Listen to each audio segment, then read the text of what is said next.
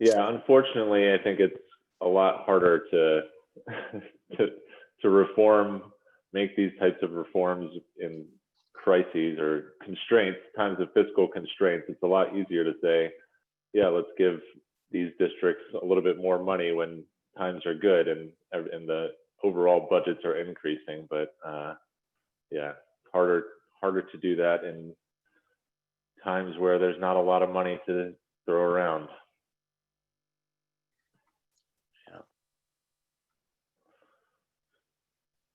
Well, we'll see. Yeah. Has there ever been a lot of money to throw around in New Hampshire? Yeah. It's true. All right, we're at after 3. So how are we? Jordan, are we good to go? I think so. We have, I think, everybody but Jane on the work group, and haven't heard any issues getting in. Yeah, good. Thank you. All right. Well, we'll call to order our work group meeting, adequacy and distribution. We'll begin by just articulating that we're present and where we are, and if anyone else is with us in listening distance. I'm Jay Kahn. I'm in Keene and alone in my house. David, well, I'm sorry, we'll hit our work group first. Barbara? Barbara Tremblay here in Keene. My husband's in the other room. Hello, everyone. Hi, Barbara. Bill? Hi, everybody. In Concord, New Hampshire, at my home. My wife is in the house. Thank you. And Val? Val is in a hotel room in Portland, Maine. My wife, I believe, is in the lobby right now. Iris? Hi, home in Barrington. Husband may come back. I don't know where. He's not in earshot. Let's see, other members of the commission. David? Luneau reporting from Hopkinton with Ozzy, the long-haired dachshund, snoozing downstairs. Good. Dick, Ames? Yeah, Dick Ames, and I'm here in Jaffrey, and no one's within listening distance. Mary Heath? Mary Heath here in Manchester. My husband's in the other room. And Rick Ladd? Rick Ladd's present here in Haverhill, New Hampshire, alone with the exception of a snoring dog at my feet. Okay. And Jordan? Jordan Hensley here in Dover. My fiance is also in the house. Thank you, Carsey School. And Drew? Drew Atchison in Washington, D.C. A few other family members in the house. Great, Drew. Thanks for joining us. Our folks have been busy between meetings. Much appreciated your efforts. And our first agenda topic was with previous agreements that we've had. By the way, Bruce is not joining us today. And so if the continuity that we usually have isn't covered by me and Jordan, my apologies. Bruce is obviously a good source for that. And Jay, just on that note, I think we both know that Jane has been waylaid by tech troubles and is unable to join us. I think that's what she said. Yes, I got that message, and which I was going to hit when we talk about our categorical aid grades and where we are with a couple of those. But our first topic is to talk about weights. Our previous agreements, at least that we've moved to the commission level. One is to use student outcome based distribution. And a second is that to use, well, we talked last meeting about sharing with the next full commission that we would, I think actually, sorry, we said also that we would use the distribution amounts that include transportation. So those are the two agreements that have been shared with the full commission. Going to the next meeting would be the one on using differentiated weights as recommended by AIR. We did have a conversation at our last meeting about wanting to dive one more time into the school size weights, where we've had two iterations in the original model and then a sloped weighting that AIR did in the second model. And then we asked Drew for one other model which removed school size from the model. And so you have that paper and we have Drew. And I guess I'd open up this, maybe Drew, if you want to say anything about that before we dive into the questions around it. But appreciate how quickly you were able to turn that around. Yeah, you're welcome. I mean, I think the results pretty much speak for themselves. The removal of the weights for enrollment pretty dramatically affects the other weights, and in particular, some of the weights and the EL weight specifically don't really make sense when you remove the enrollment categories. And what the model tries to do is find variables that will suck up the variation of the enrollment category weight and then use those variables to distribute funding. So the model's basically trying to find ways to allocate more dollars to small districts without doing it through the enrollment weights. And so it does that in one specific example by increasing the base cost and then assigning a negative weight to EL. And we know that two of the largest districts, Manchester and Nashua, have high EL amounts. And so it's basically deflating the cost of high enrollment districts through this negative EL weight. And so I think the lesson here is that without all of the weights in there, some of the other weights don't make sense on their own. So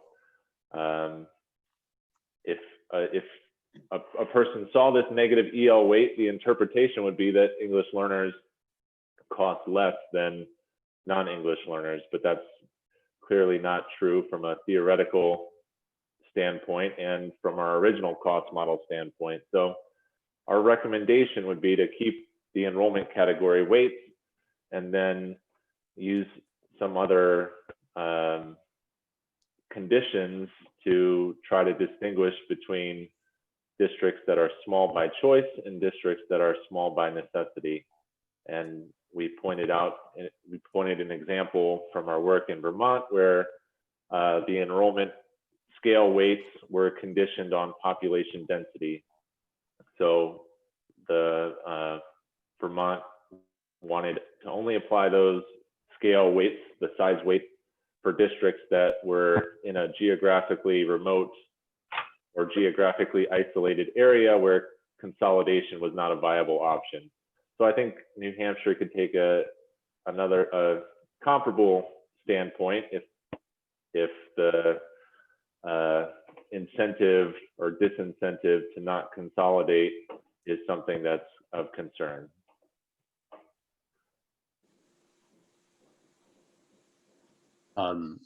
The fit of the model goes down significantly from right the original analysis to this. Yeah, so that's the other point is that, yeah, our original model had a fit of 0.98, and that means that the weights are very accurately describing the costs from the cost model. The model without the enrollment categories the R squared goes down to a little over 0.8. So we're losing quite a bit of the explanatory power when we drop the enrollment category weights. Yeah, it seems like you got a mathematical solution that does not reflect the real world. Yeah, exactly. I see, Iris, but I wanted to make sure that,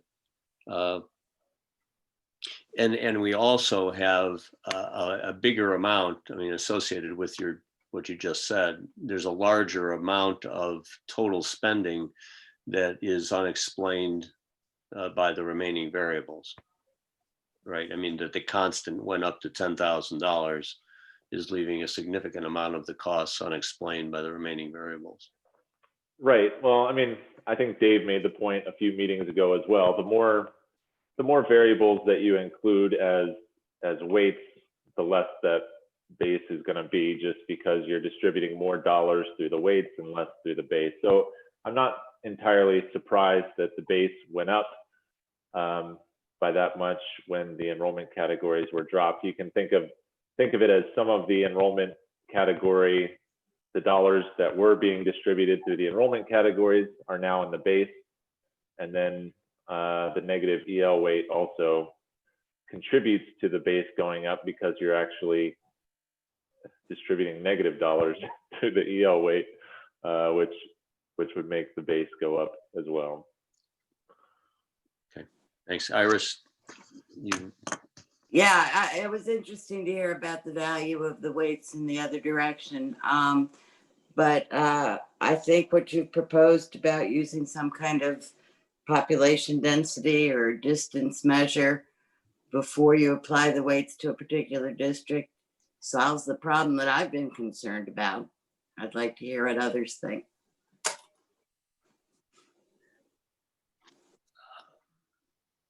how would that affect a Nashua and a Manchester, for instance, given that they are our densest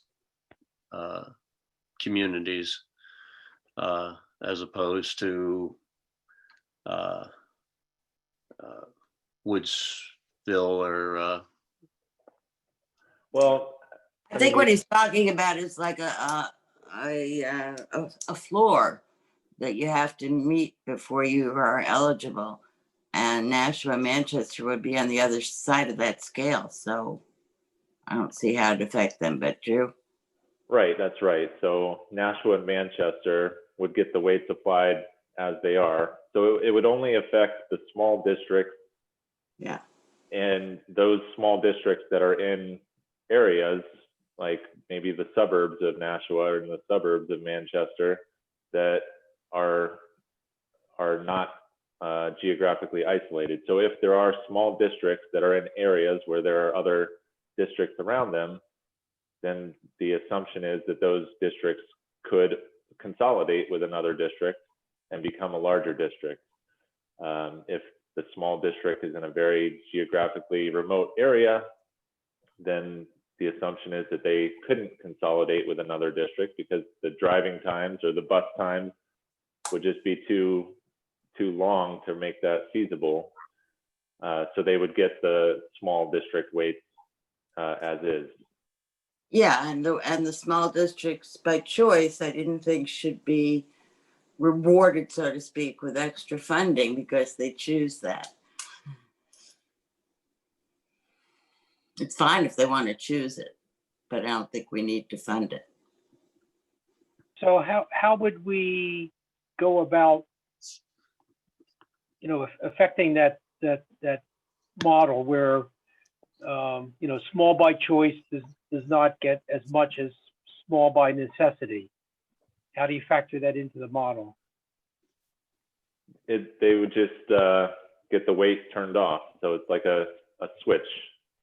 If you're small by necessity and you have you get the original small district weight. If you're small by choice, the weight turns off and you don't get any extra money through the small district weights. Essentially, they would be treated as if they are in the largest district category, even though they're a small district. So small by choice is a local control issue that the local people would pay for if they want that privilege. So will that also translate into a change in the estimated costs from step one? No, this would only, I mean, it's the way that we describe it is it's a policy choice, not a difference in cost. So the costs from our model remain the same. The weights in our model remain the same. It's a policy decision that the state can choose in order to encourage districts to consolidate, or at least not encourage districts to not consolidate. So it's a policy decision, and it doesn't affect our model at all. So it's just a choice of whether to apply the small district weights to districts that are small by choice or not.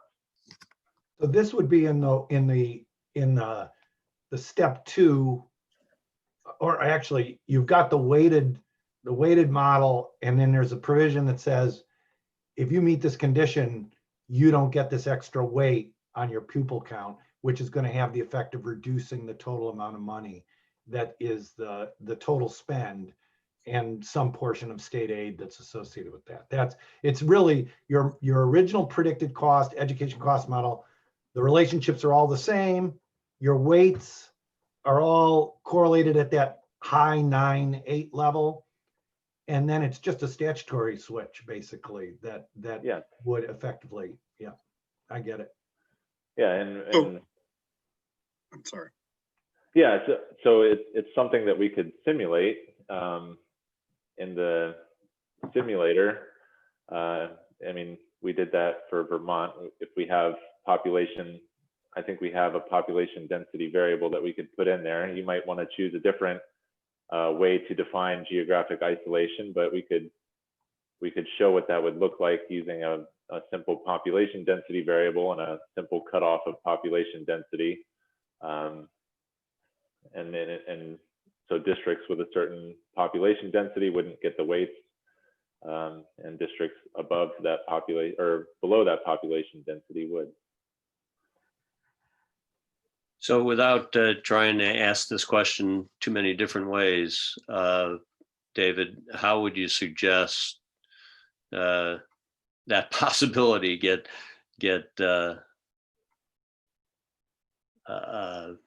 fleshed out?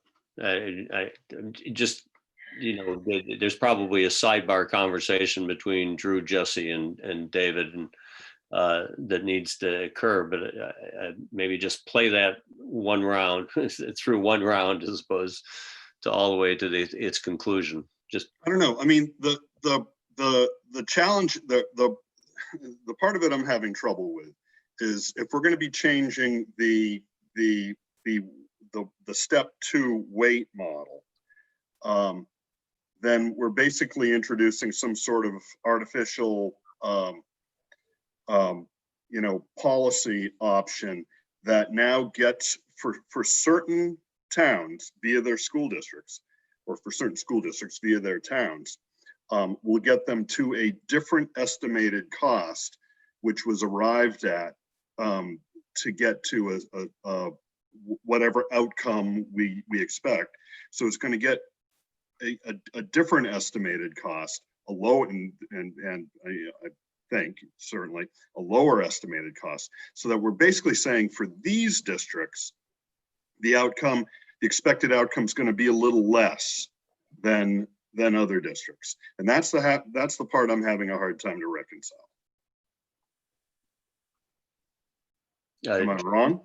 Jordan? I think it doesn't, well, I think it depends a little bit on how you do this. And Drew, you can correct me if I'm wrong here, but the cost doesn't change because it still is more expensive based on what the model is showing us to run a smaller district than a larger district. That remains true whether it's by choice or not. And so you would be calculating their estimated costs the same, I would guess, but then you would subtract the amount of their total estimated costs that is given by the small district size weight because they are not, there's not enough density there, or they're small by choice, basically. And so it's not changing the model. It's just saying that you don't get this part of the funding, which you could calculate back out, because we believe that this is by choice and not by necessity. Am I tracking that, Drew? Yeah, I think that's a good way of thinking about it. I mean, another way of thinking about it is that, I mean, I don't know if this is true or not, but it sounds like from our conversation that consolidation is something that, from the state's perspective, is a good thing, right? And so having these unnecessarily small districts is a cost to the state and is a cost to local taxpayers because it does cost more. And if these small districts did consolidate, then they wouldn't have to get the same amount of funding per student. So it's almost saying that these districts are operating inefficiently because they are small by choice. And if they made a different choice to consolidate, then they could operate more efficiently, achieve the same level of outcomes at a lower cost. So doesn't that change the underlying assumptions, though, that went into the model to begin with, that the total state spend gets you a certain state outcome? And now if we're changing, or if we're incentivizing a change in configuration, doesn't that change everything? No, it's just moving a district from a smaller category to a larger category. If a district that has 100 students consolidates into a district that's 1,000 students, then we would assume that that district that's 1,000 students would operate as a 1,000 student district, as our model says, and they would be funded. They would get the 1,000 student small district weight rather than the 100 student small district weight. And so it doesn't change anything about our model. It doesn't change anything about the weights we estimated. It's just saying that this district could be operating more efficiently if they consolidated into a larger district. We don't want to reward districts for being small by choice to choose to operate inefficiently due to their size. So we're going to fund them as if they were a larger district because they could be a larger district if they chose to be. So Drew, is the impact of that decision then that if that local school district wishes to remain small, that the state input to their adequacy would go down and their local taxes would go up to fund the inefficiency? Yeah, and I think that's part of the concern of the commission, is that we are paying these districts too much. And in many cases, these districts are also property wealthy districts that can afford to pay. And I think that's been Iris's original point, I think. Yeah. I remember, Iris, it was about 5 meetings ago. I feel you just nailed it, Drew. Dave Luneau, your concern, you could view what I think Drew and Jordan are saying in this way: keep everything exact in the model right now, and the state grant calculation just as in accordance with these weights, but pass next to it something called the Encouraging Efficiency Through Consolidation Act. And you provide a little extra incentive if, that would encourage districts to consider consolidation. This is actually looking at it the other way, that there's a deduct if you don't pursue. Well, yeah, you're doing the carrot and the stick, but I Exactly. think So, but the bottom line is it operates in a separate column. yeah, but I think To the the model. problem is that the towns I'm concerned about are so wealthy that they don't care about that carrot. Yeah, understood. That's very they good. can pay for it. Yeah. So Yeah, in a way. yeah. So I guess a couple of things. I'd have to go back through our notes and see what we've heard, at least as far as large district, small district efficiencies. I mean, I think anecdotally, I certainly recognize that, but whether or not New Hampshire from a policy standpoint is one that looks to go to consolidated districts. When we looked at that here in Hopkinton, when I was board chair, I got my, you know what, served to me on a platter. I agree with you, Dave. I don't think it should be framed that way at all. Yeah. I think it should be framed that if you want to be small by choice, you're welcome to be small by choice, but the state isn't going to reimburse you. It's a different way of looking at it. Yeah, and so, you know, I'd also, you know, looked at it, and I think brought this up a few meetings ago. And I think from the fiscal policy conversation we had this morning, that if we're looking at what was the term we used, Jay, in terms of state grant? Differentiated aid. No, we didn't use it. Instead of state grant. Instead of targeted, you used a different differentiated aid. All right.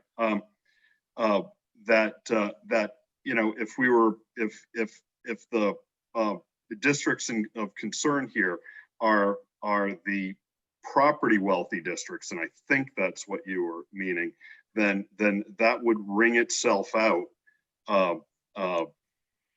you know, in that process. But I could certainly see it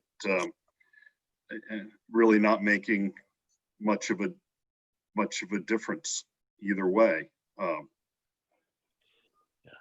from a state dollar standpoint. So I'll throw this out because it's the obvious argument to pursuing this path, and that's that this type of policy engineering really is it in the scope of the commission? I just put that out as I think that's a counterpoint, and I think as a commission we should decide that. Well, I think it's something we can comment on. I think everything is ultimately the legislature's decision. Indeed. So, Rick. Thank you. Back in 07, 8, 9, we had a number of bills that came forward dealing with small isolated schools. And the bills were put forward by bipartisan groups. The last one to come out was the primary was Emma Rouse, and then you had Susan Almy, Kirk, Major, Randy Foose, and Deb Reynolds. Those people sponsored this bill where there'd be an additional sum of money available to small isolated schools, and we had definition of what that was, mileage, size, etc. And it came out, they proposed, and of course they were on this education finance at that time, was $484 per student. But when you multiply that times the number of students in the 10 schools that they found that qualified for that, it came up to a little less than $400,000, $397,000. And I'm looking at that list right now, and within that list, I'm seeing places like Waterville Valley. Do they really need it? Piermont Elementary School, do they really need it? Monroe Elementary, do they really need it? And I think Drew is correct. You're going to have a lot of these schools by choice making this decision.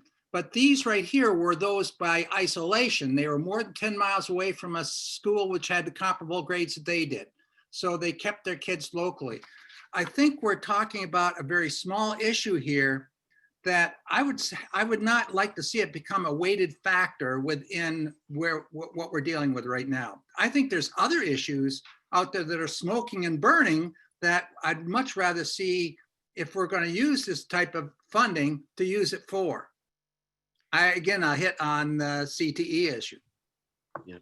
So, Rick, I just want to be clear, that's putting you to which side of this point to? Well, you see, and I've got here the communication sent to us by Lionel. Go ahead. Well, do you feel that The step 2 that we're currently working with that includes a school size factor should be adjusted or should remain as currently proposed in the model. Two issues here you're dealing with, Jay. I do not think there should be a factor for small isolated schools. I don't think it's, there may be something for them. But I think we're going to have to, there's not many of them in this state. We're a small state. Small schools, and I haven't seen the numbers, how many are by choice or how many are small schools as a result of, other conditions. I think you're in step 2, if you're using it in the step 2 funding, I think it's going to cause a real huge fire out there. I don't think we're prepared to go that direction yet. Okay. All right. Thanks for the clarity. Yeah. To be clear, so Rick, you would say leave the small school weight in there. Is that what you're saying? No, I'm not saying that totally. I'm saying that there are small schools in there because they want to be there, because they don't want their kids going to some other location. They want them close to mom and dad during the day. They don't want much transportation on the busing time. All those, so they're making a choice.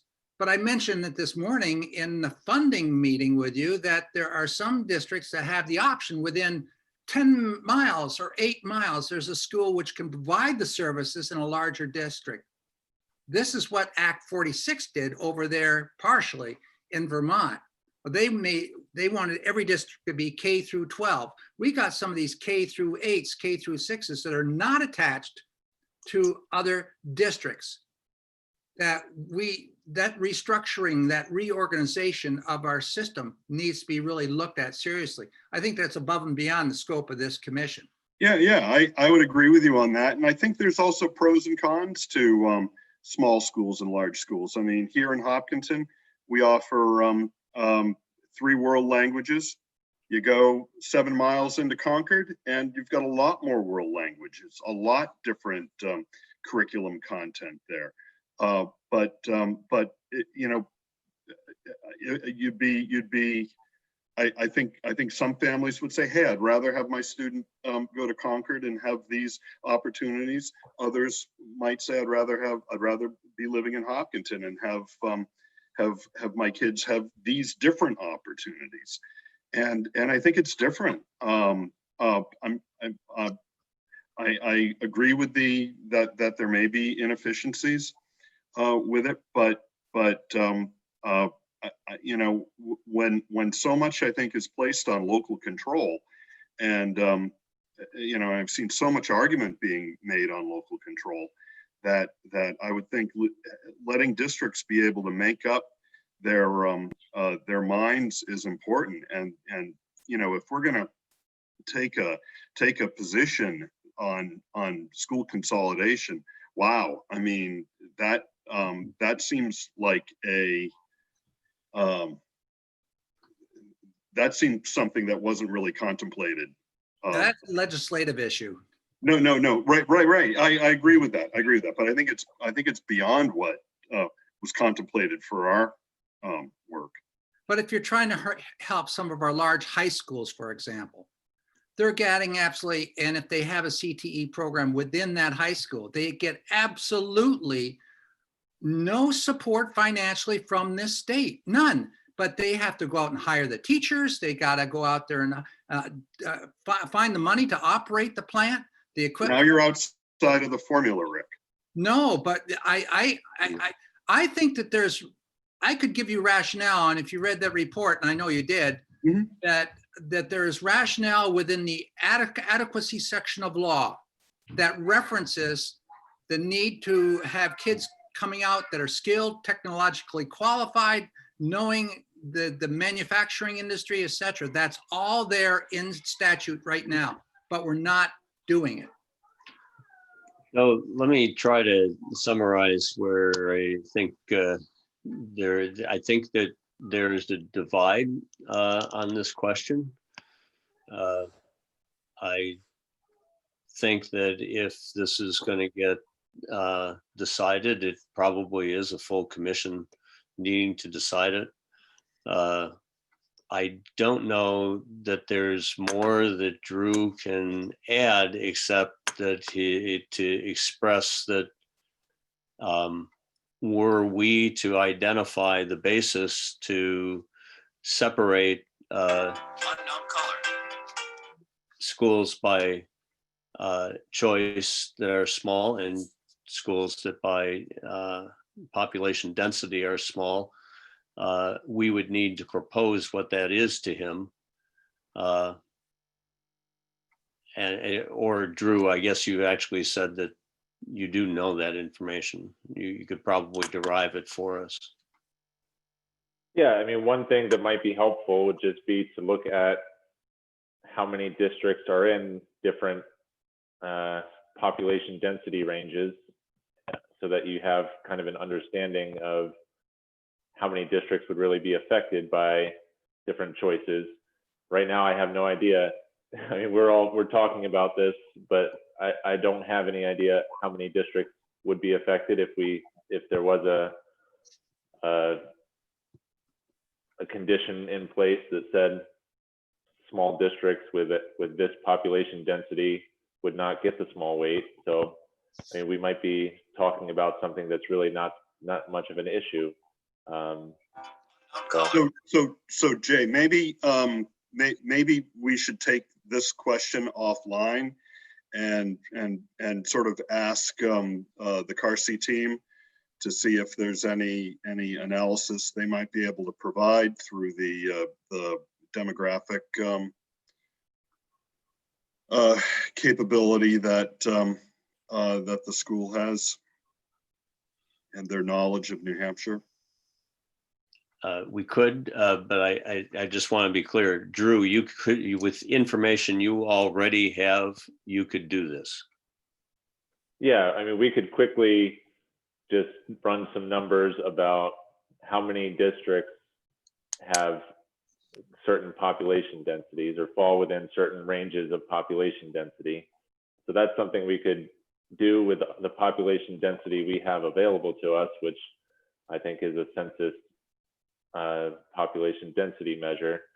But if there's other ways of defining geographic isolation that you want to consider, we would not be able to do that without new data. Yeah. So Drew, what would be your data source for doing that?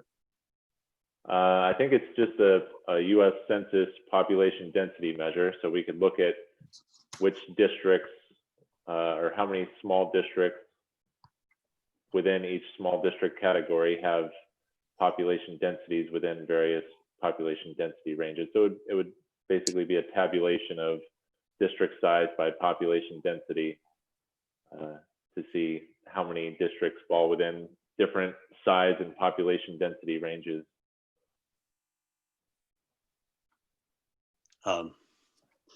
Okay, is it possible that there would be a school that's currently less than 200 that winds up being in a density that's 500 to 1,000 and therefore its weight is just different?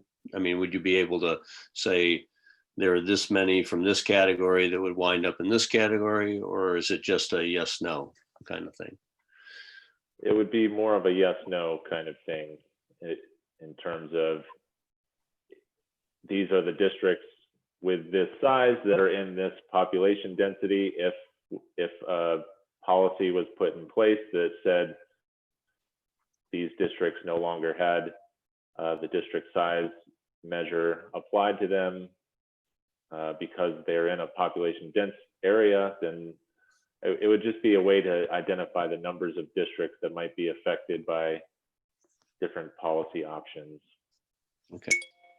So it may not determine our final choice, but on this variable, but it at least your point is it's an impact analysis, right?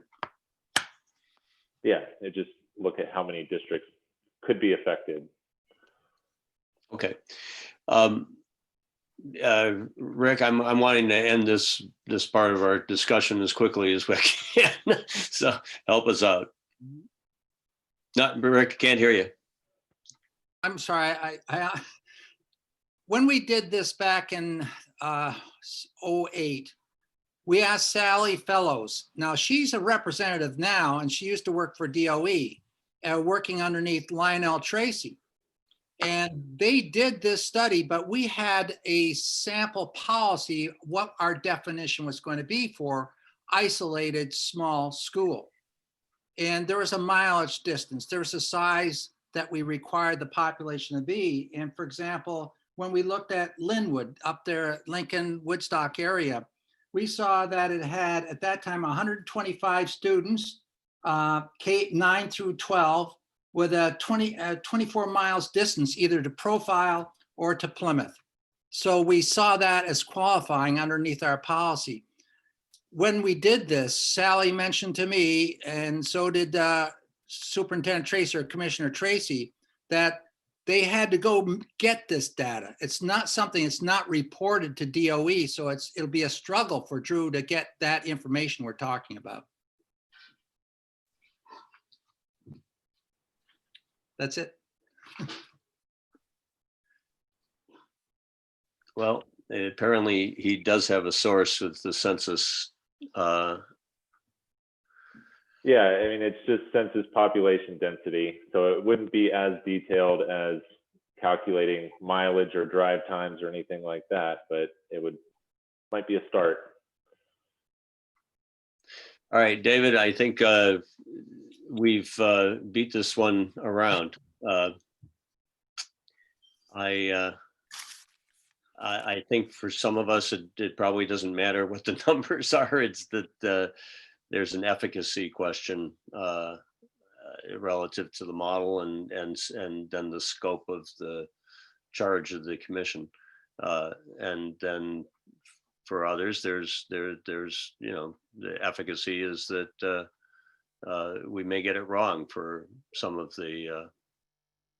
these schools and provide an advantage that they've already accepted. They'd go either way. So I think we take this back on the executive committee and determine, does this go on the agenda for next Monday? Fair enough, yeah. Yeah, okay. And so Drew, thanks for your willingness to entertain this question. I also get from the group that nobody wants to delete the variable from our discussion. So so it's just a matter, do we have another step to in step 2 to turn it on and off? Yep, and I would just say that I don't think AIR has a strong stance one way or the other on that question. I think it's more of a policy question for the state to consider. So I don't think we have a recommendation either way, other than our recommendation to not drop the enrollment weights altogether. So I think it's really just a policy question for the commission to consider. Great. Okay, well, welcome. You're welcome to hang with us, Drew. We're gonna push on to some of these categorical aid briefs that folks have prepared, and I would just like to say that we can present it that way in the report, just that it's something the commission would like to put forward for the legislature to consider. without doing further analysis, Iris? Well, if he can run that right away, that's the easy thing to present. No, I mean, I guess we should take a look at that first, but I mean, that's really all we would be doing, is that pointing out that there might be an issue here that you want to take a look at. That's all we're doing. Okay. I agree with that. That's a great way. And I think we're going to deal with a lot of issues like that. Yes. When you think about it. Okay.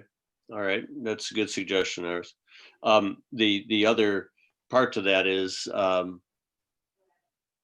Rick was suggesting an analysis that is more granular than applying US Census Tract information because it plots where the related or abutting school districts are. That's something that obviously Drew wouldn't have access to, and if those are key to a decision, we should point that out too, that there perhaps is additional data beyond census tract information that should the state pursue that policy choice, it ought to include. Yeah, I just think that it's a very difficult factor we're talking about here, and coming from a location where distance and isolation and small school is a real factor, and out in the Midwest, they have this. Here in New England, in these little valleys with all these different school districts, I think we're opening up. I think we're opening up Pandora's box. Jordan, do you have enough information from what we've been just talking about to summarize? We haven't confused this too much, but I think these last couple statements help refine how to incorporate a question about further analysis in the report. I mean, we could almost quote from Drew's briefing, like the very end where he raised this possibility of using some kind of measure. Yep. We could just quote that in the report and say it would be interesting to the legislature to take a look at that as a possibility. Okay. Yeah, right. I totally agree. I think between Drew's report and everything you've said here today, I think that we can definitely include that in the final report. Okay. Well, we'll look to you for some guidance on that summary. And Drew, thanks for getting us this conversation. Okay. Yeah, you're welcome. All right. So I'm going to move on and take these in the order they're in the agenda. I would ask that one of the questions that I took away that from our categorical briefs is if we implemented these, what would we expect to happen? What would be the benefit of these principles that are being suggested in each of these briefs? What would we expect to see as the benefit?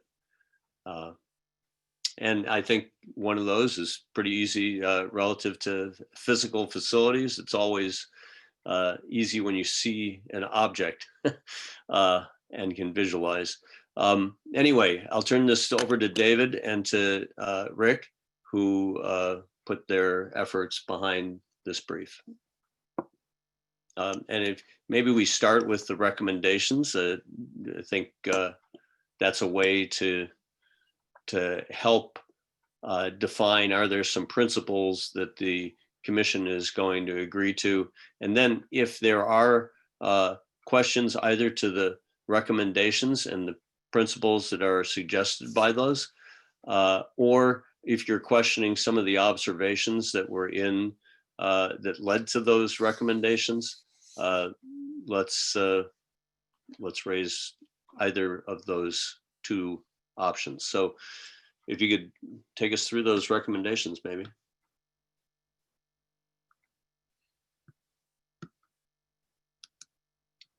All right, cool. So are we gonna, do you want to start with building aid, Jay? Yes, I do. Okay. Do you want me to sort of drive through the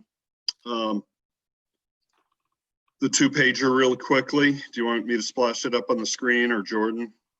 Again, or just talk through it. Well, I think you can talk through it, but if the recommendations, I think, flow from the Yep. and it's mostly in recommendations that are the principles, you Yep. know, in which we'd organize. I'll just talk to it real quickly. So so the brief really pulls substantially from the presentation that Amy Clark gave to the commission back. I think she did an initial presentation back in February, and it had a lot of detail with respect to the history of building aid, the building aid program in New Hampshire, the moratorium that that took place from essentially from 2010 through 2017, changes that were made to the program during those intervening years, particularly in 2013, where the program changed from a 20-year award payout, basically, to sync in with bond, with a bond that a district might take for a capital project, and it changed it to basically 80% of the award paid up front and 20% of the award upon completion of the project, rather than a 20-year type of thing.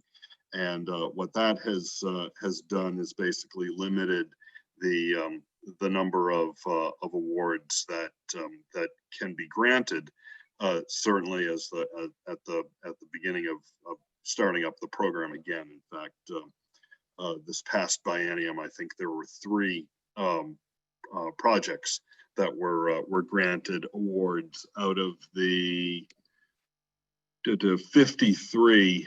I think it's approximately 53 projects that were well, there are 53 projects that have been proposed for the upcoming biennium. So you can sort of see the limit that the current program design has on the ability to award projects. So basically, oh, and I should also say the current program design, and Rick, let me, hopefully I think I'm accurate on this. Current program design is that the state appropriation in a year, in 1 year of a biennium, is not to exceed $50 million. And that would include new projects as well as the state's responsibility to the tail, which are these 20-year payments to school districts, plus the payment on the bond, where I think there was one biennium, Rick, right? There was a biennium when building aid was bonded at the state level. Yes, that's correct. And so there's obviously a tail to that payment, as well as a tail to the the districts that were granted awards in the 20 years of payments. So basically the recommendations, and this is just a starting point for discussion, is that the program should be evaluated based on what the needs of our school districts are around the state, and with 53 projects totaling $1 million, with a potential building grant value of $231 million, so approximately a third, that returning to a 20-year distribution design would allow more projects to receive awards, and also the recommendation of the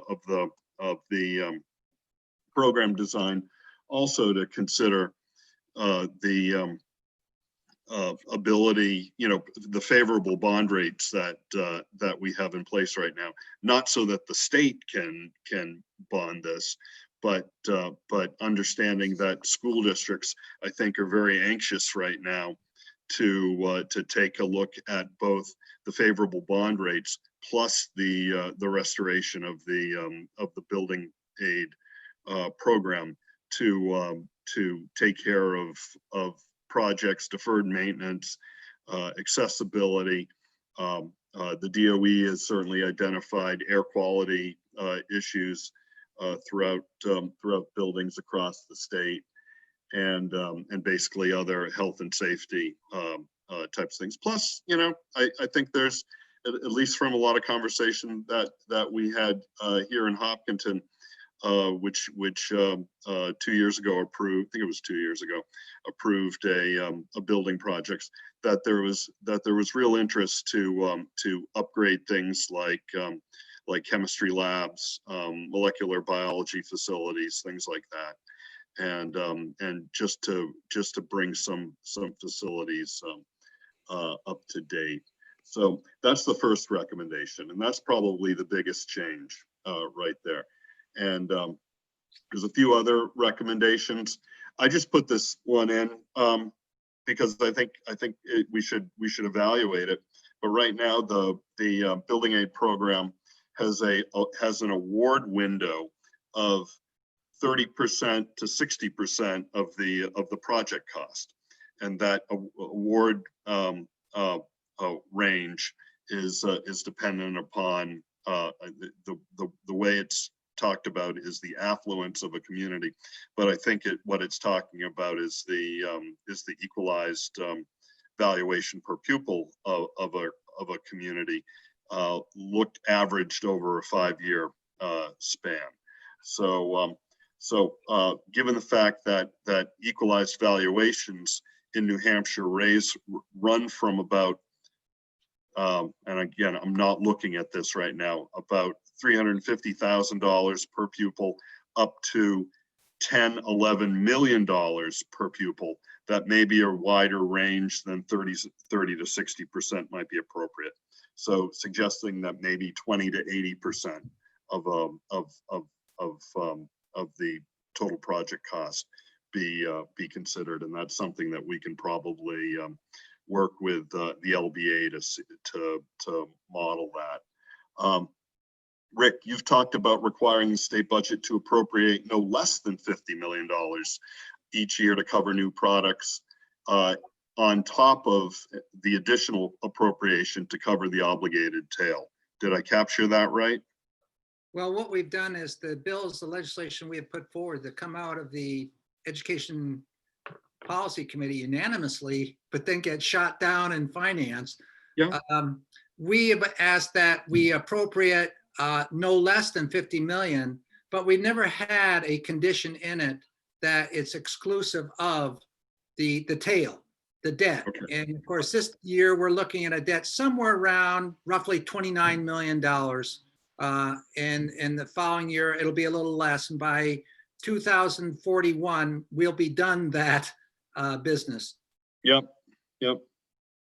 Yeah, and that's yeah. I was actually taking the 50 million plus the tail, I think, from your initial document that you'd sent over. That's what I'd like to suggest. Yes. Yeah. So I think, you know, these are recommendations. Obviously, what gets turned into legislation is a different thing. But this is something that also I think could be modeled. And we should probably ask the LBA to model a program that is $50 million total, projects plus tail, and then $50 million projects over and above tail, and seeing what that looks like going forward over a decade, something like that, just to run it out. So that's a recommendation. We're also recommending prioritizing projects for health, safety, and accessibility. I think that's pretty close to already what's in statute. Rick, I think I'm right on that. Yes.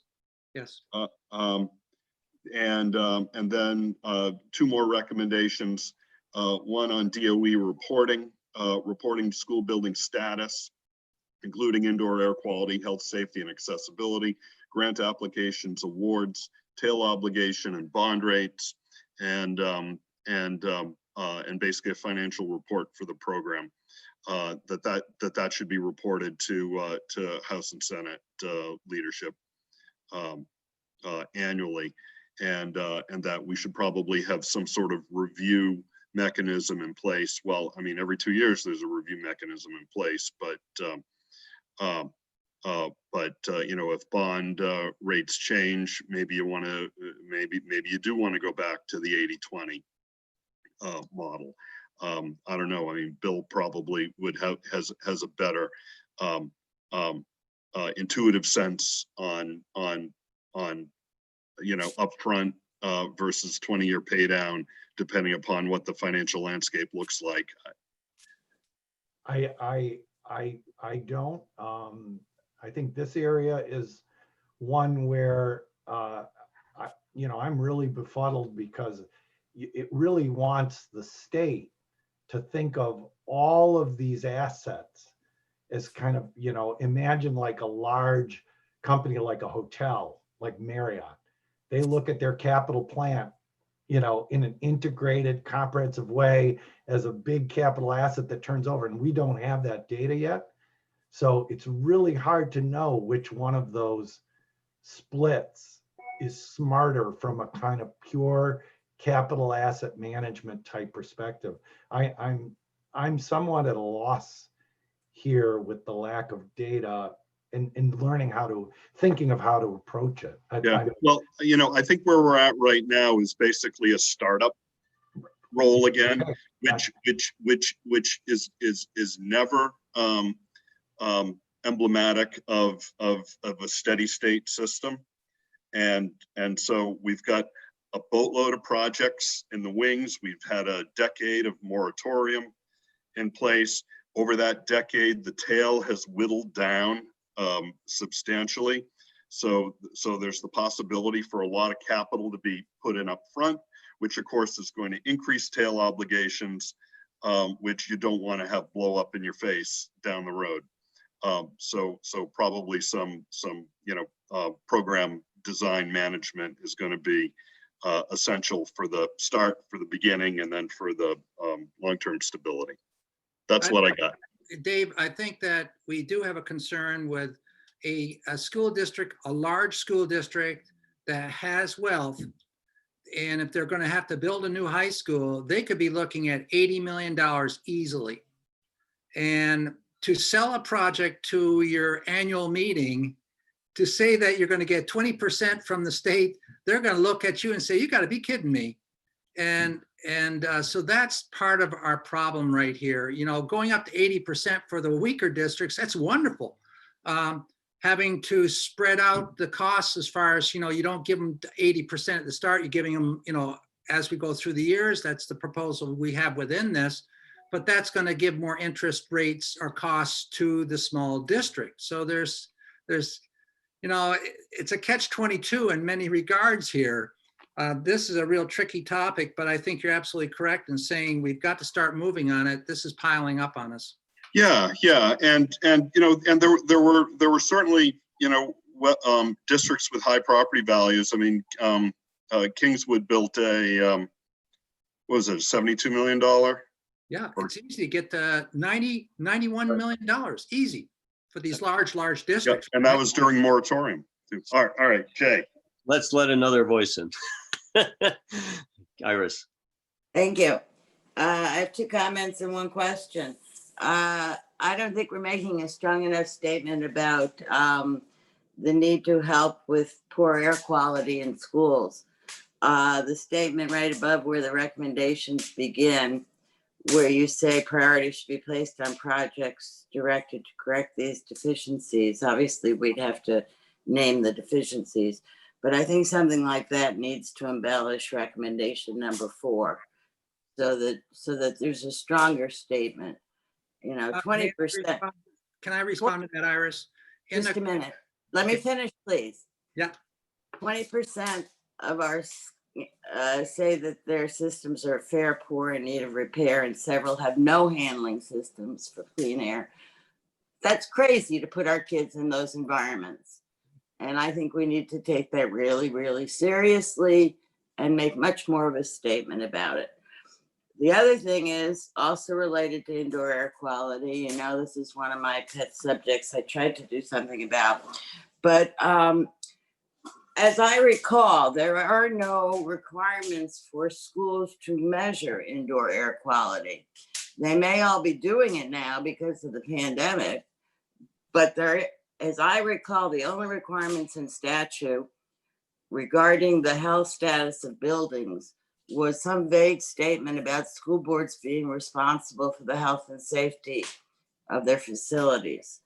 So asking the DOE to include information on indoor air quality is great, but I don't think the schools are required to report it. They're reporting it now. The DOE asked for it and districts report it now. Okay, then they've changed that. That's good. And the question is, before the moratorium, how much on average was in the budget each year for the school building aid program? Was it anywhere near the 50 million that you're recommending? Was it more? Yeah, so from in 2008 and 2009, it was $92 million for the biennium. 2010, 2011, 91 million for the biennium. 2012, 2013, 96 million for the biennium. Right. Oh, for the biennium. I'm sorry. These were obligated payments. So they're actually on moratorium at that point, 2010, 2012. Well, my point is, before the moratorium, what was the average year? Over some years for the biennium was over $200 million. So asking for $50 million is much less than what had been in place before the moratorium. It depended on the year, Iris. It was after when you had the fiscal crisis, you know, say in 89, 90, it went lower, and then everything flipped. And you know, this guy is a friend of mine. Governor Lynch proposed to flip the thing with a bond. I was there for that. Very upset about it. Anyway, I think then we should make some statement about 50 being a minimum, and there being some aspiration that is, we emerge from the current economic crisis, there would be more invested in the facilities. And thank you, Iris. These dollars that we're talking about, these are all operating dollars. So it's all out of operating appropriation. It is. The correct. dollar, yeah. So not capital. These would be, you know, I guess it's not for us to weigh how these compete with the formula dollars, but clearly a dollar here, a dollar there could be applied in either place, right? If there's a fixed pot, the dollars are going to go to one or the other. I think this appropriate. Well, that's the danger of having categorical aid programs. Yeah, this is not part of the adequacy appropriation or the and I'm not sure the dollars come out of the education trust fund either, Rick. No, they do yeah, not. These are separate. Not for buildings. Yeah. So, but you have to say that there is some, you have to have a building to have adequacy unless you're running an online virtual high school. Anyway, districts are going to continue to have buildings to provide services, and that's part of the cost of providing an adequate education, and it's not. Okay, yes, I agree. And it's not in the current mix. So it needs to be. Iris, I'll update the report based on, you know, the comments you made about indoor air quality, making that a higher priority, making sure that the DOE is you know, taking best effort to get indoor air quality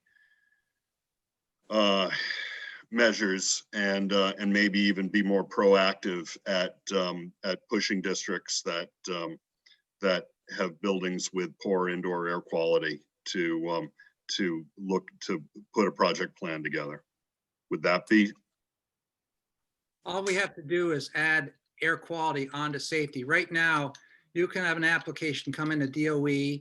The application may total somewhere around 275 points. And one of the categories that's weighted the most is safety. If two applications come forward, one has 180 points and the other one only has 110 points. However, if safety is a bigger issue on the 110 report, that report will supersede the one with the other points if their safety is less.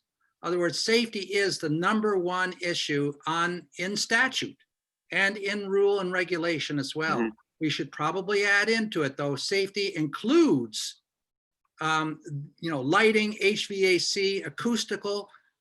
It needs to include these 3 basic qualities, which improve education and achievement by as much as 15%.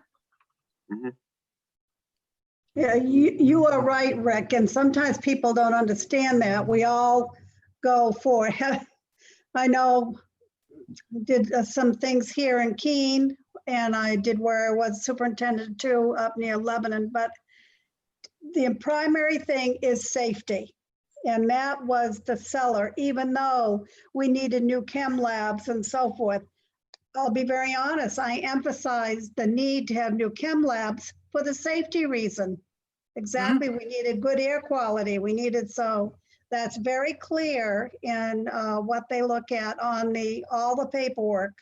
So safety, as far as air quality goes, I agree with Iris. We really need to highlight that some schools have windows where the windows don't actually open anymore.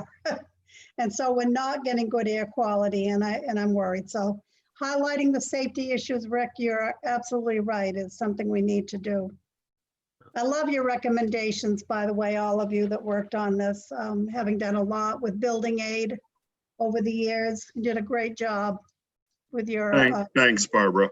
Thank you. Well, we also had a high performance standard built in the old building aid formula, but that was knocked out by the legislature just recently. You used to get an initial 5% for that. Right. Which pays back over a period of 5-10 years. It doubles. Okay, we got recommendations that are going to get tightened up. We can bring these recommendations to the commission along with some other categorical aid recommendations and leave. I don't hear anybody questioning the details of the summary. And so I think we should give it the tweaks. Dave? Rick? Yep, we'll do. I'll have it ready. I'll have it done tomorrow. Yeah. Okay. All right. Looking good. Moving on. We have, well, we've got CTE, Val and Rick. I think it'd be wise that Val present that report. Rick, you're getting off easy. All right. No, Val knows his stuff. And No, well, we're going to try to fit in at least one more of these briefs before. So let's keep that in mind as we're going through it. Val. okay, well, I'm going by memory since I'm doing this whole meeting on a phone. I don't have the document in front of me, but we examined the current situation of how CTE is treated in statute, and it does factor into many of the adequacy measurements that the districts need to provide to the state. And just beyond that, it is one of the economic drivers for creating the skilled workforce that we need to satisfy the demands of the state. So it's really an extremely well-focused, very important aspect of the adequacy process. And unfortunately, if you look at the way the state funds it, we get $6 million of Perkins grants, and the state then supplements that with $3 million of aid, which is incredibly insufficient given the cost of providing that type of instruction. So, I mean, in our conclusion, we think it's really inappropriate that this even be considered categorical aid. It should be part of the adequacy formulation. And indeed, all the money that's being spent on CTE is part of the $3 billion number that we're working with. But as Rick commented earlier, the districts that house those CTE facilities get no support from the state at all. They have to carry the whole thing, and it's only the sending district that get something. And even then, the cost of the sending districts, as far as transportation goes, is barely supported to a level of like 25 or 30% of the actual cost. So Dave has alluded to earlier, one of the things that many districts have to do is cut back on the amount of CTE opportunities to present their students because of the insufficiency of support. And if you go and look at the RSA recommended changes, which are coming from Eric's group over at the DOE, you can see that they're upping the requirements for the state in terms of making CTE basically an opportunity that is a right of every student to achieve, and putting in the statute the fact that the transportation and the cost of that education be part of the state support of it. And as I mentioned back when we had our CTE discussion, the state supports it because it has to, not because it wants to. And it's very obvious from the way the money flows. And given the importance that so many put on developing our skilled workforce of the future, to fund it at such an inappropriately low level is absolutely criminal. And we just feel that this should not be categorical. This is adequacy, and it should be supported as such. And I think Susan gave a very detailed impact statement in terms of what funding this thing would actually do, not only for our workforce, but for supporting the community college system, for making Running Start more available, for doing many things that would raise the capability of our students. And we just think that it's just inappropriate to look at it the way that it's funded right now, and we think it should really be upped in things and should be looked at as part of our adequacy formulation. So I think that's the summation. Rick, anything else that you want to add? Yes, we looked at Massachusetts, we looked at Delaware. Massachusetts funds on top of what they fund through the regular funding formula for students, the adequacy formula, we'll call it. They fund another $4,785 per student for every kid that's in the CTE program. We are basically down almost on ground zero. And it's a shame because we have 9,700 kids that are participating in CTE courses in this state. The average tuition cost for these students is right around $5,100. So what we've recommended is there be a weighted amount stuck in our formula at a 0.8, which would be roughly, that would amount up, I believe the report indicated that would be an approximation cost of around $37 million to support our CTEs in a way that we're going to be able to support the students who want to be in it. We have a lot of students wanting CTE, they can't get in the program. And some of those programs are now transferring back to the high schools if a program or a course is not offered in the CT center itself.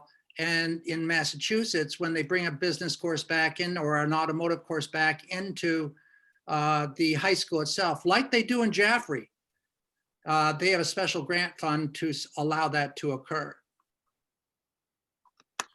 Would that additional weight replace the categorical aid then? So it is tuition from the sending district and the transportation reimbursement. How does that fit into that notion of bringing it into adequacy? Well, it'd bring the whole 9 yards other than the Carl Perkins money. It'd bring it all back into adequacy. and it would enable, it would certainly help our high schools in not having to take from their operating monies and throw that into a CTE program. The monies would be coming forward. This is just only one aspect of the program. The other aspect, as we looked at briefly and didn't concentrate on a lot, was the capital projects. We have 28 CTEs. We replace buildings over a period of roughly 30 years. And by the time you get to that 30th year, your equipment's pretty outdated.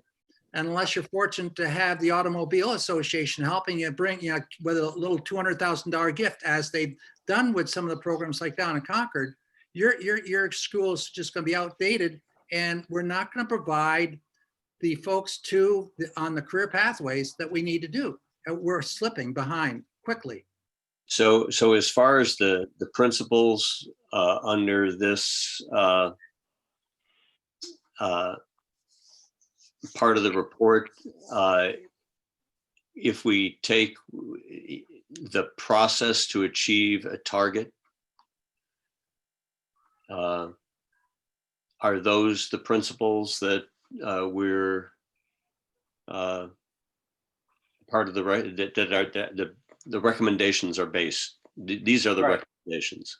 Right. Yeah, the recommendations are internal, and what we have the same thing happening here as we do in building aid and special education, where it's 25% for transportation, 75% for tuition, and it's just not happening. It's just not happening. The state's cutting down, so we only get about 50% for tuition, and that only goes to the sending school, nothing to the school that has it in. Jay, can I ask a question? Yeah, please, Bill. I think this is such an important issue, and am I right that you're suggesting that it get into the general state grant process that we're talking about, the kind of adequacy grant or Chapter 70 grant process, as opposed to a specific category of aid to schools? Because I'll tell you what I'm nervous about is those general dollars that come in the adequacy grant, they're subject to local control. Oops, I think I may have some feedback. Local control and local decisions. Whereas if it's a categorical grant like building aid, it comes in and the district is required to use that money to build out that program. And where the CTE is, and boy, Val and Rick, you guys are such experts in this area, and I'm not. But it seems to me it's like a capital asset that you're trying to build, Rick, in your words, from square one. A categorical grant would be, from a budget perspective, much smarter than flowing these dollars through a more general system that gets into the general local budget process, where there's a lot of competition for those adequacy dollars. So I'm a little nervous if that's what you're recommending, if that's the best way to protect these dollars to be dedicated to CTE program build out. Bill, I could make the same statement regarding special ed, regarding free and reduced, regarding all the other areas we have in differentiated. There's no guarantee they're going to be used for those purposes. Well, special ed actually, the special ed grant, and obviously I worked on the change from catastrophic aid to special ed. I was behind that. That money is required to be accounted for. So I don't think that's right. And building aid is required to be accounting for it. It does not slop around into other generic dollars. So I think you could structure this. You understand my concern. The goal is to have these dollars build out the program you want to build out. Other states like Delaware, this is what categorical aid means, as you know, it's a separate. I just sent out a link to the LBA list of like building aid to answer Iris's question, and it shows these categories come out and they're required to be spent on the purpose they're dedicated for in accordance with the rules established. Yeah. Thank you for letting me ask that. So this is a little harder to visualize, I think, than the building aid. I knew that that would be the case when we start to talk about it. It's not. It's tough to see. Are we funding 9,000 students that are currently part of the population, and is this going to, if it is based on an adequacy distribution, like whether it's categorical or not, it's going to be enrollment driven. So the dollars would follow the student, and it'd be all students, not just the sending district students. So I just. Our funding, Jay, is supporting 1,900 kids. We have 9,700. The 1,900 kids are those that are tuitioned. Right. So subtract the 1,900 from the 9,700, and what you get back, that balance is coming out of our operational funds as it is. It's everything. The superintendent has to be smart enough to figure out where it's coming from. It's not a good situation. It's another what I call an unfunded program. It is absolutely unfunded because it's recognized as Rick pointed out, 21% of all the adequacy requirement reporting that's done by the districts is related to CTE. So it's another unfunded mandate. I mean, you know, you've got the local districts that have the school in their district funding all of their students in there without any extra support for the cost of putting that type of education together. I mean, if you want to put it in categorical aid, then add $37 million to what we're putting in right now, you'd get the number. But that only covers the kids that are in the program now. If we're trying to make this a program that attracts more because we're funding it in such a way that it can attract more, then you're talking about even more money. I mean, if you look at Delaware, spending $90 million, with a smaller school population than we have, they understand the impact of it. Otherwise, you have, all of this, incredible emphasis on workforce development, and it's all lip service. I mean, when is the state going to put money into this to really make it happen? We have it in, and Val's right. 193E2, the criteria of an adequate education, specifically talks about technical education. And then you go down to 193E3, the delivery of an adequate education. And what are those indicators of that? Students earning a career in technical education, industry recognized credential. That's one of them. And there's two others as well. And we're using these indicators to measure whether we're providing an adequate education, but we're not funding it.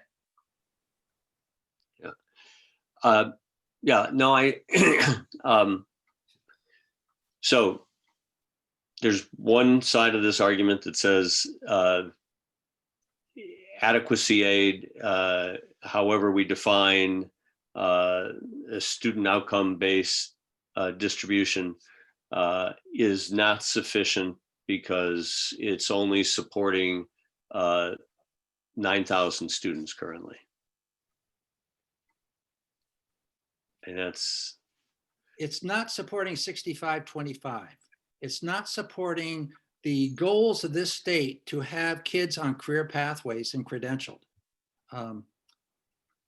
It's really critical that we start looking. Here we have another legislative bill coming in here where we want to have a school counselor or coordinator position at the state level, which I concur, and I'm a co-sponsor of it.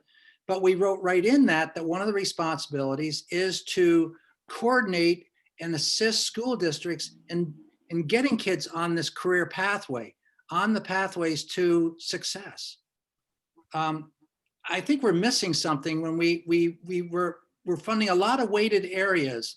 We could slip in a weighted area to take care of the operational costs, the instructional curricular costs. We're not talking about capital. That's another side of things, and that's an issue yet to be resolved. That 30-year schedule's horrible. Yeah, I'm trying to get a sense of the enrollment number. Well, I mean, you look at the enrollment number, roughly 10,000 students, and yet there's, and I'm sure the districts, in all honesty, could tell you there are, hundreds and hundreds of students waiting on, to try to get into these programs. And many times the districts don't even let the kids know that they have an opportunity to go to these programs because they don't want to, provide the transportation or can't provide the transportation. So it's just hypocritical to be having this statewide rah-rah thing about workforce development and yet not putting anything into it and saying districts, you're on your own. Yep. I mean, and then state measures this outcome as part of the adequacy. So why shouldn't it be in part of the adequacy funding and not categorical aid? It's not categorical, it's fundamental. We have 64,000 high school students, and of which we have roughly 9,000 of those in CTE. So it's a significant population. That's all in Appendix A in our report. Right. But not significant enough, right? Well, it's just as significant. How many kids do you have that are English language learners? How many do you have that are special service or special education? I think we're trying to get to the point where we're trying all students, as Mel Myler would say, we're giving all students that opportunity for an adequate education. Yeah. You don't have to have the majority of students, and certainly this is a large percentage here. I think we got to be careful of what we're saying. If we're not going to say that all students, their needs need to be addressed. These kids need the opportunity. I'm not arguing the point. You know that I know you're not, Jay. On the same topic, and we've both been successful getting more access to this, but I'm not seeing what the outcome is. The outcome is a skilled workforce. I understand the goal, the big goal, but if we just put $4,000 more to every student that's currently attending, is that what the goal is? Or are we saying, what happens when it doubles? Does that mean it's $74 million? So I'm just trying to get a better sense of, if we did this, what would be the expected outcome? Well, I think if we did this, the expected outcome would be more, yes, you're right. We would probably get more students able to take these courses to match the desire to take these courses. So that 9,700 may go to 14 or 15,000, which would be much more in this, closer to the state's interest in terms of creating that workforce. I mean, that's our investment in the future. When we looked at the survey on Monday, after having, great teachers, the number 2 thing on the list was a career in technical education as being the most important aspect of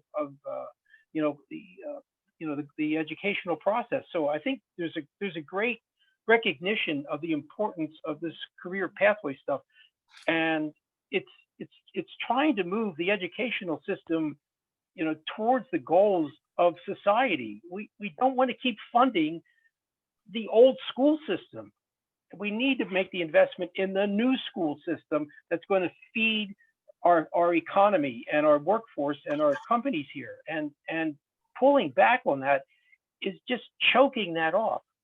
I mean, where is the commitment to workforce when we don't even provide schools with the opportunity to send as many kids as want to go to these programs?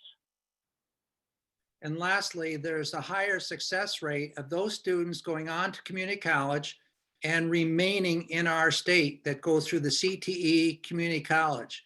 Susan Heward was very, verbal about explaining that and indicating that this is something we have to be moving towards. This is how we're going to accomplish that 65-25 goal, that broad goal that this state has. Yeah, and if you go back to our CTE discussion and the discussion we had with Nicole and Steve about, the CTE students having, higher graduation rates, higher levels of perceiving value in their education. I mean, it makes for a better student. It's just all part of what we should be moving toward. It's not just funding. It's where do we want the educational system to go? What are we trying to make this adequacy adequate for? It's not just taking courses. It's preparing our students to be successful in the future. And if you're not, supporting that system that gives them work-based learning and career pathway opportunities and the opportunity to do out of school learning, we're just wasting money on a system that is not all that great at producing what we need in terms of our future. All right, so I want to move on to the early childhood conversation. Good job, Val.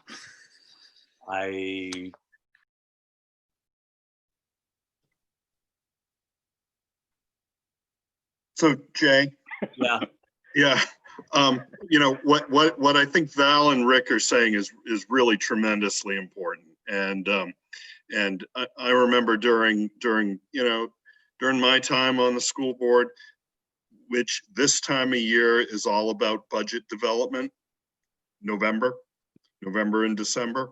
Yeah. When it came to CTE, it was like, we're going to be able to afford this, and that's it. So here's your 12 students from Hopkinton. And we ended up piggybacking bus transportation. The bus would start at Kearsarge Regional, then come to Hopkinton, then go to PRTC in Concord. And I think what Rick and Val are talking about too, go more than just a budget, but it's program design too.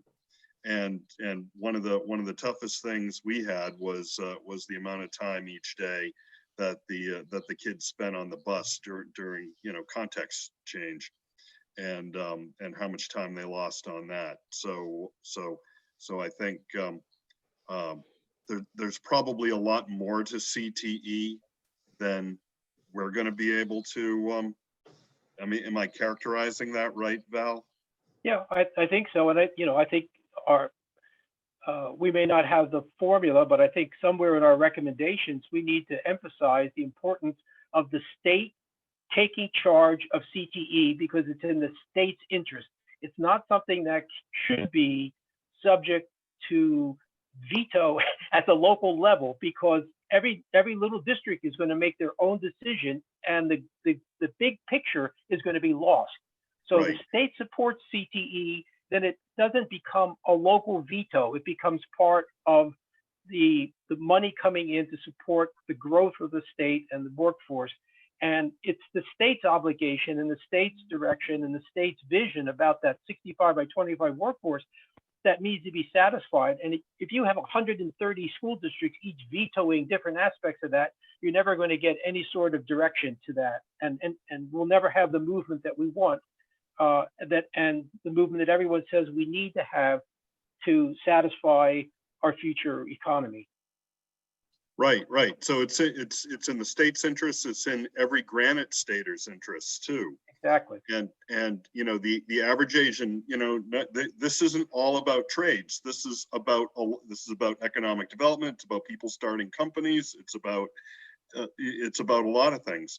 But just if we were to pick on one trade that Mel and I hear a lot about, because we've got a constituent who's very, very adamant about it, is the average age of an HVAC tech is 65.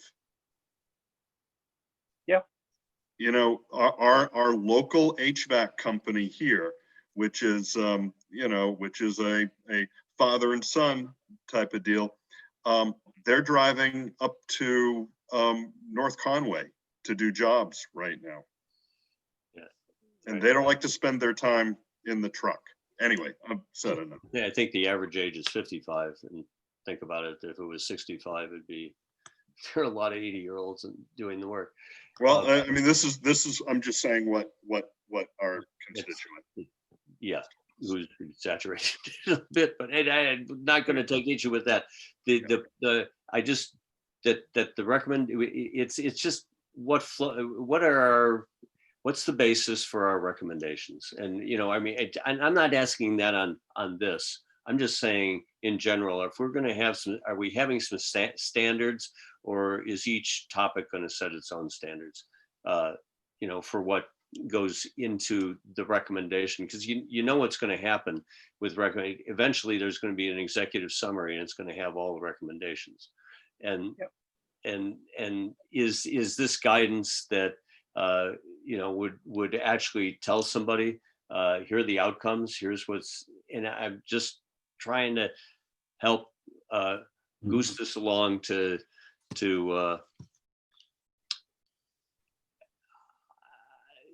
understand that somebody picks this up, they understand what we're doing.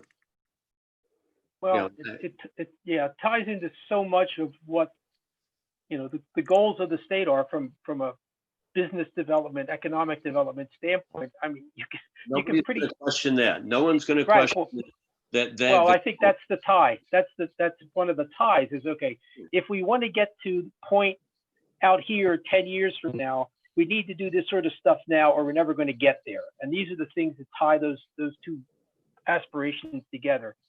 I mean, obviously, we could probably wordsmith things more, and you know, we may not be able to do it on this call, but right. No, we're not going to do it on the call. Yeah. It's just if the process to achieve the target is the set of recommendations, and there's $37 million essentially being recommended, you know, how does that play out? Yeah. Well, it's being spent now. It's being funded by each district that has a home CTE center. So we're just saying, you know, shouldn't that really be supported by the state to meet the goals of the state? Otherwise, it's just going to be vetoed at every district level, and we're never going to get past where we are now. We're going to be lamenting the fact that we don't have a workforce, you know, in 2025 because we don't know why. Well, we could tell you why. You know, you're not doing the things that you need to do to get there, and that's, you know, I mean, if you look at all the work that's being done on career pathways now, and trying to get kids in, you know, 8th grade and 7th grade familiar with careers, so they can begin focusing their educational paths through, you know, elementary and secondary and post-secondary, that all ties in with what we're talking about here with CTE. So why do you push it at one end and then cut it off at the other? It has to be part of a whole process that allows the kids to move from interest in a career in 8th grade to, you know, getting involved with that career. By the time they get to the high school, they can get into a CTE program, they go into an apprenticeship or an internship. I mean, it's a, you know, it's not a one-time choice. It's just over almost the entire life of the student in school. And that K through 12, we're beginning to drive all of that career pathway stuff down to lower and lower grades. You need to provide all the steps to that pathway so that you can actually get the kids moving in that direction. So it's probably more aspirational than.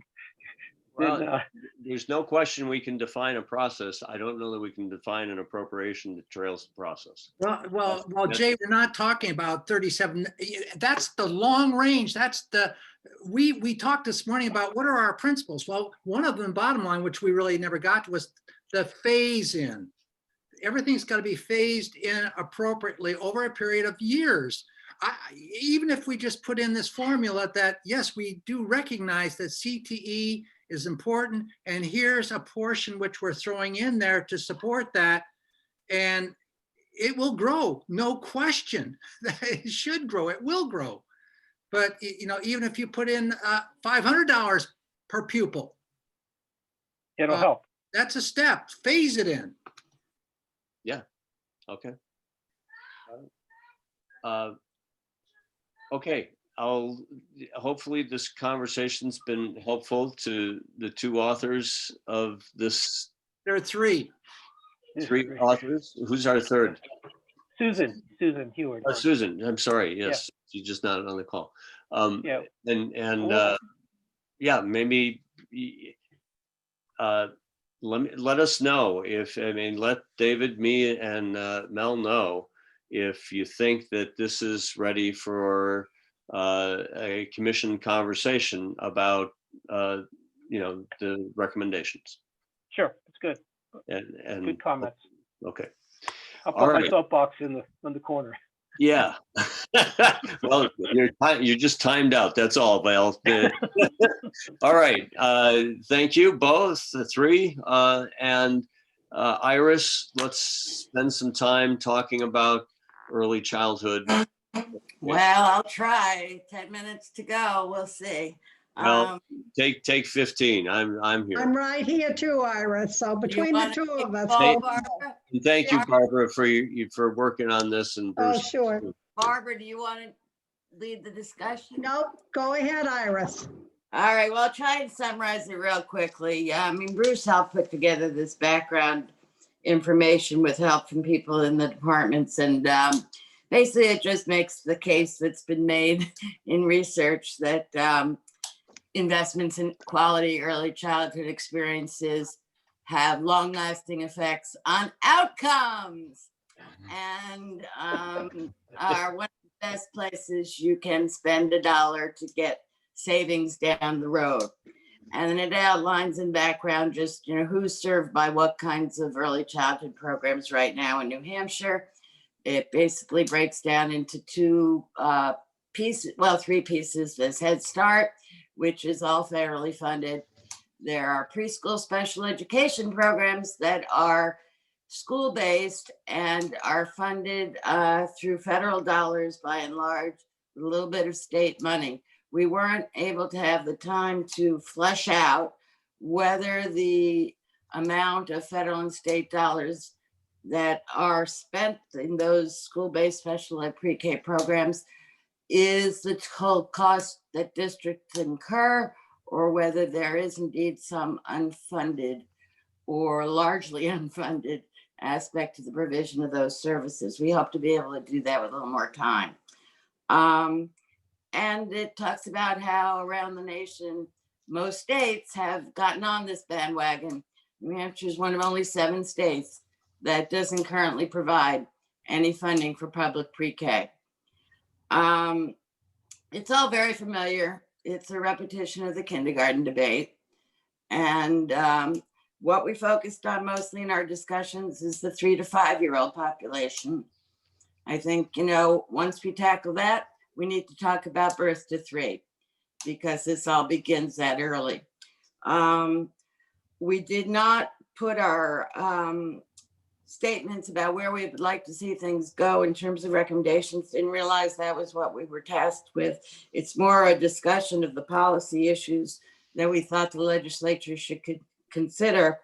But I could bullet from that narrative 5 or 6 recommendations real quickly that would give you an idea of what's contained in the narrative. Basically, we say that we need to expand access to quality early childhood education programs for the 3 to 5-year-old population in school-based settings and in community-based settings. And that would be one bullet.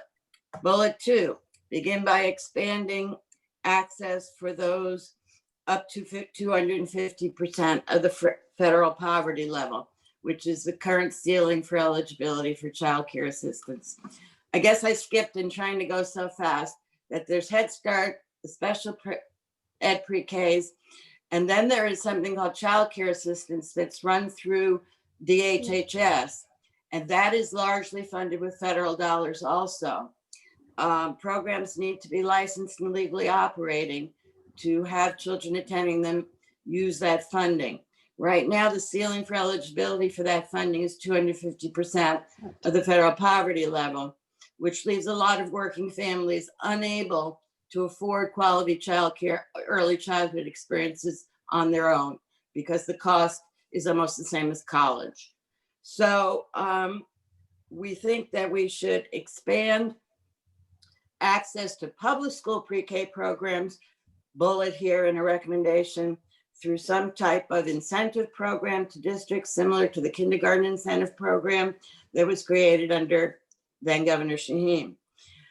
And that we should expand access to community-based quality early childhood programs by expanding eligibility beyond 250% of poverty and increasing the funding available for that program. From time to time, there have been wait lists for even those who are currently eligible to actually receive funding. And I guess I'd say another bullet point was we'd like the legislature to consider ways that they can support investments in the training and compensation of the early childhood workforce, because that is the key to quality. Right now, the turnover rate in that workforce is so high that it is very, very difficult for a child to have a quality experience.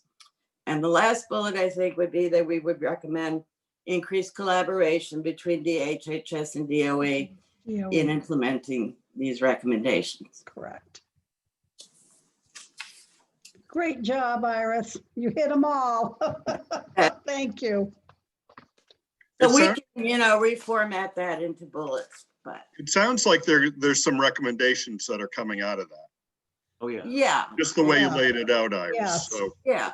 and Some direction to the legislature, I think is how I right, say. right. And I think, similar to what Val and Rick did when talking with Susan Heward.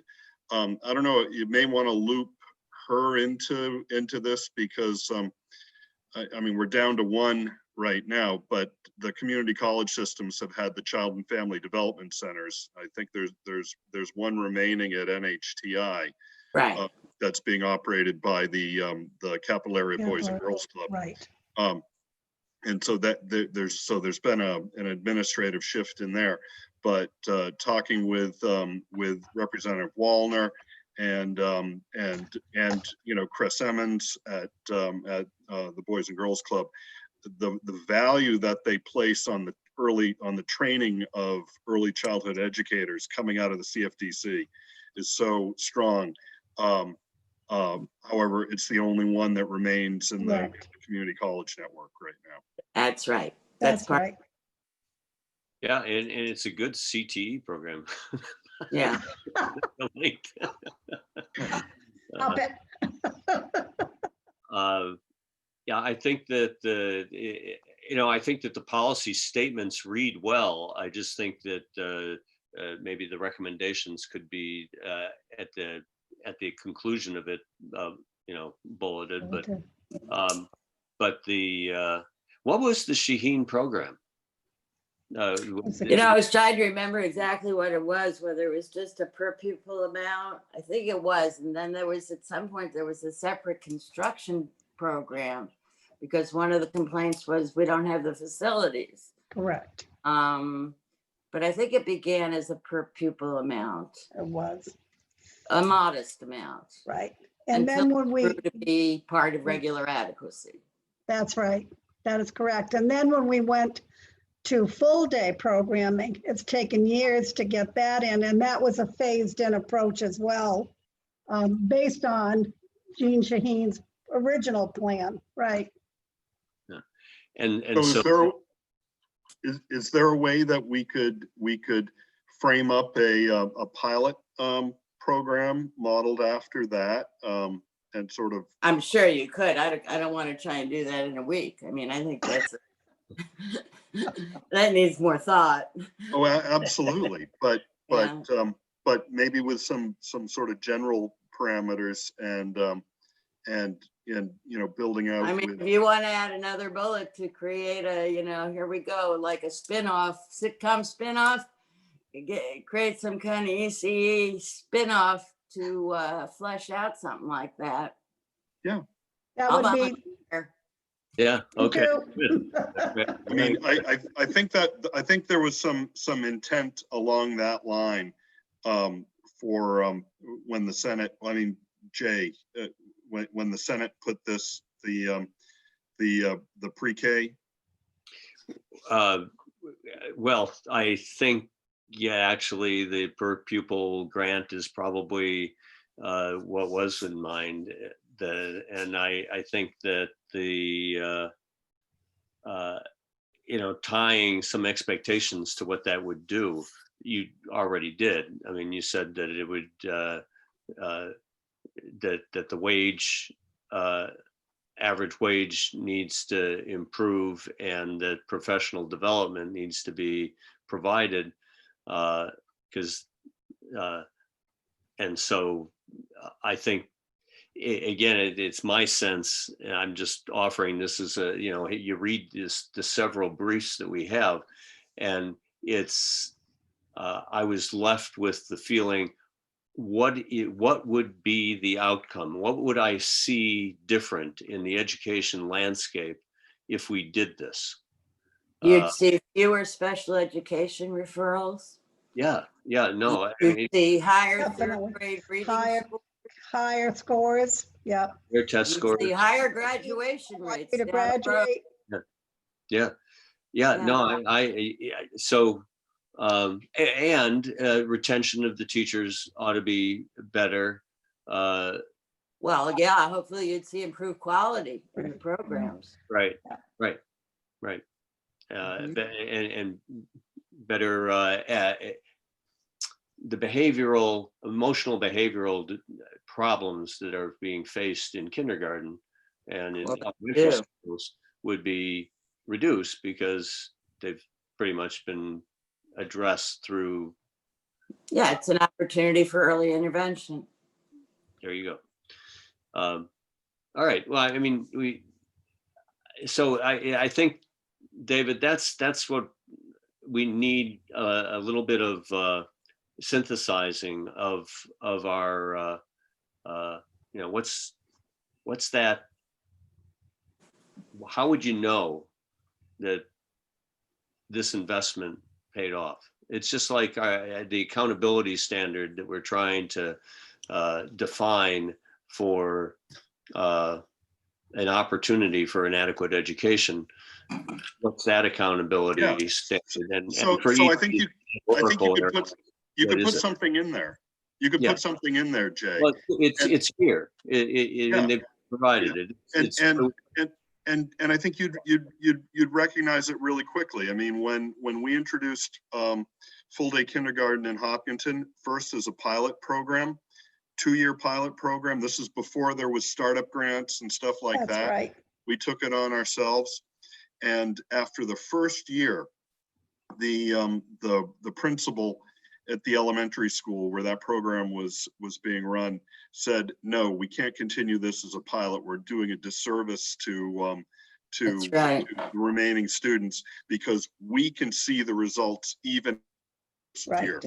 And so I think you'd unlike what we're going to see in an outcome-based adequacy model, which is going to take years and years and years to see, to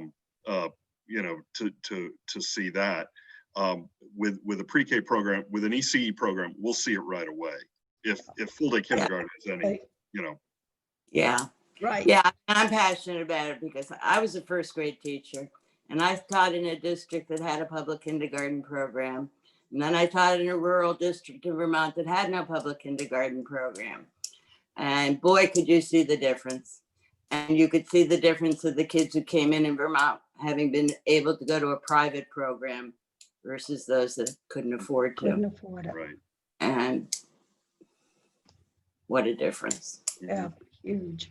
And then supporting the teacher continuously as they grow with the full day program. We did a lot and worked with families and the teachers and the kids. It has made a huge difference when we started that in Keene way back. Yeah. Yeah, I mean, if it was up to me, I'd put in some kind of family involvement You thing. got it.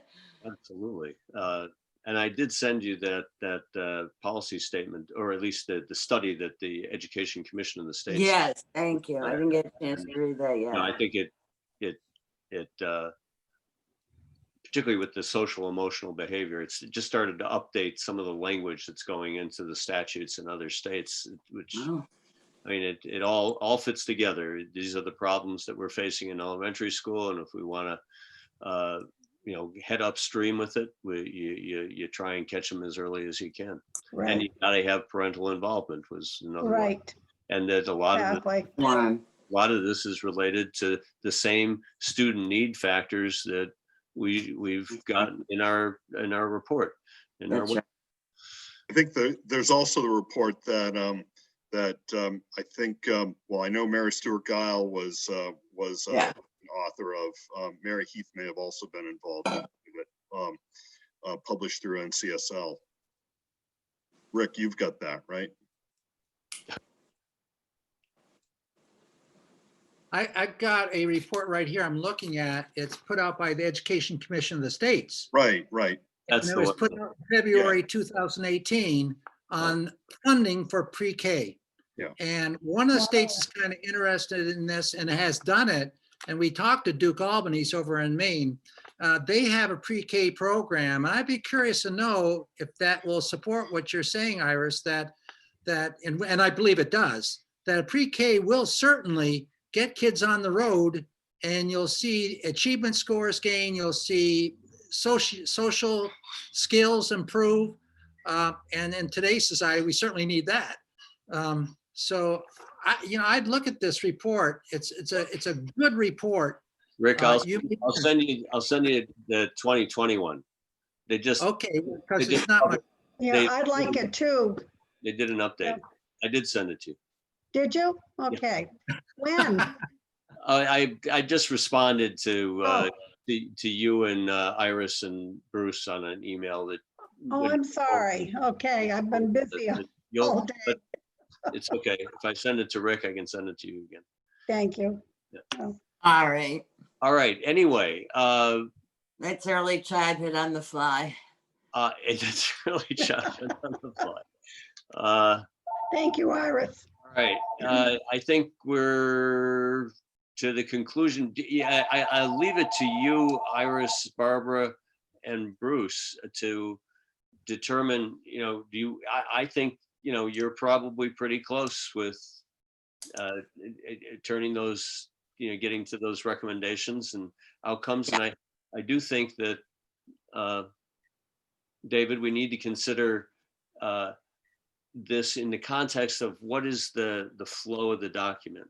You know, do we put the briefs in the back of the document? Are they appendix? And what do we? It's trying to visualize what each of these categorical areas is gonna. How much space and detail do we put into the report? And that's what I think. Well, yeah. Why I think the recommendations is Yeah. obvious in a bulleted format, Mhm. and maybe these outcomes are also something in a bulleted format that, you know, the expected outcomes of this investment maybe also winds up like that.